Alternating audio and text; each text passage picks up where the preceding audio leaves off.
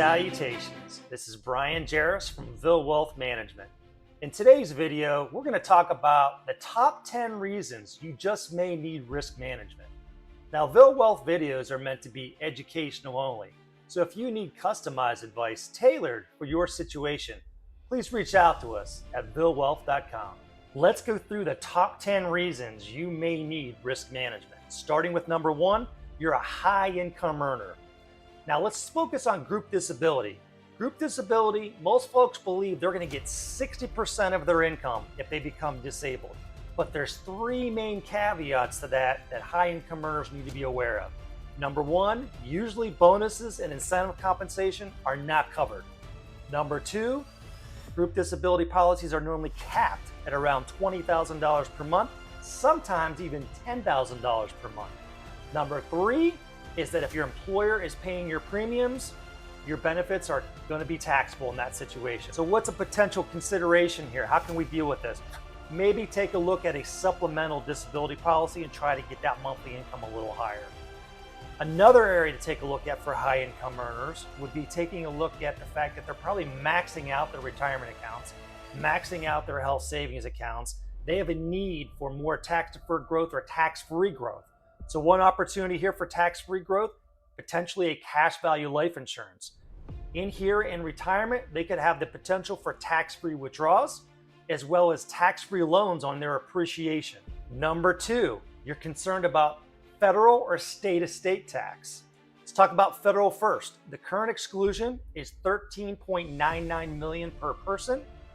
Based on the passing of the Big Beautiful Bill starting in January 1st of 2026, that exclusion is going to go up to $15 million per person. And there's no expiration currently to that change, but of course Congress can change tax laws in the future. On the state perspective, there are 12 states that have state estate tax and 6 states that have inheritance taxes. So if federal or state estate tax is something you're concerned about, one consideration from a risk management perspective is to buy life insurance.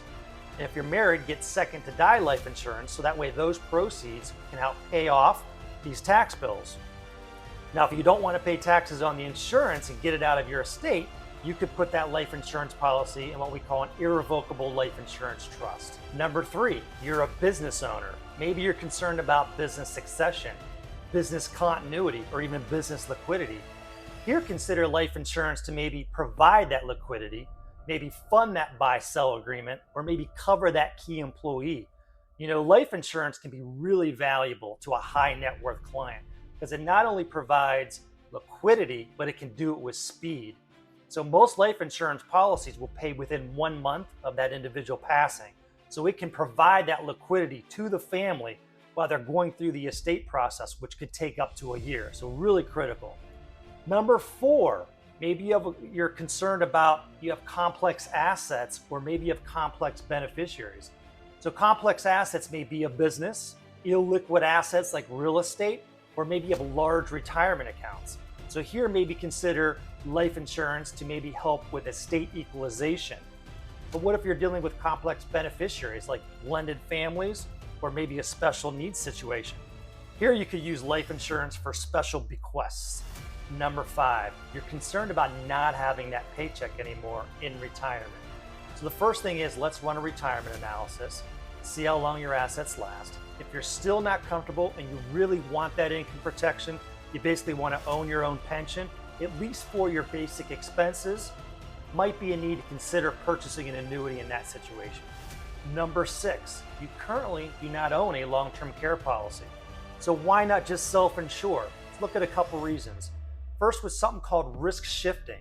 So why not put that risk on the insurance company versus yourself? You know, avoiding having to pull money out of possibly a down market. Also, estate planning benefits. By not having to pull from your assets and having the insurance company pay for it, that's more assets you can pass to your heirs. Also, 19 states are currently looking at taxing those who don't currently have a long-term care policy in place. Also, consider buying long-term care policies now while you're healthy.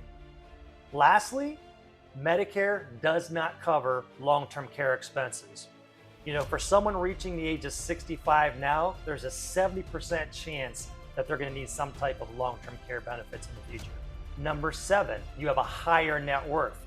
Higher net worth individuals can be attractive targets for lawsuits. Does your existing policies have sufficient coverage? If not, maybe consider an umbrella policy. Umbrella insurance is really based on your risk level, which can be influenced by your job, your interest in activities, or your property ownership.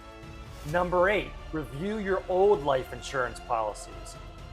Are your existing coverage keeping up with your needs? Have your circumstances changed? Are your beneficiaries up to date? Could you get maybe a cheaper policy today? Does your insurance carrier have a strong rating? Maybe you have a life settlement need. So based on all these types of things, best thing here is maybe consider a policy review to take a look at it. Number 9, you're concerned about healthcare costs in retirement. I definitely recommend that you start your Medicare pre-planning by age 63. Start estimating what your healthcare expenses might look like in retirement. Are you going to work past age 65? If not, and you're going to take Medicare, think about if you're going to get supplemental insurance, meaning are you going to get Medigap or Medicare Advantage? So start those conversations sooner than later. Number 10, you're not sure what your insurance needs are. Here, I definitely recommend that you take a look at creating a comprehensive financial plan. It can take a look at your life insurance needs, disability, long-term care, property and casualty, and healthcare needs. Let's go over a bonus item.